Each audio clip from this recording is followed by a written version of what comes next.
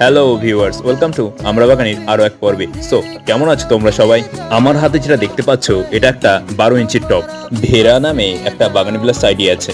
তো অনেকদিন ধরে ইচ্ছা ছিল গাছটাকে একটা ম্যাক্স সাইজের টপে বসাবো আর সেটাকে বনসাই করব।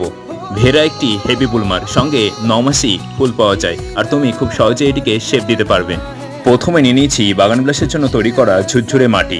বাগান বিলাসের মাটি কি করে তৈরি করতে হয় তোমাদের আগেও দেখিয়েছি। আর গাছ পুরো প্যাকেট থেকে বার করার সময় খুবই সাবধানে বার করবে যাতে একটাও রুটস না ভেঙে যায়।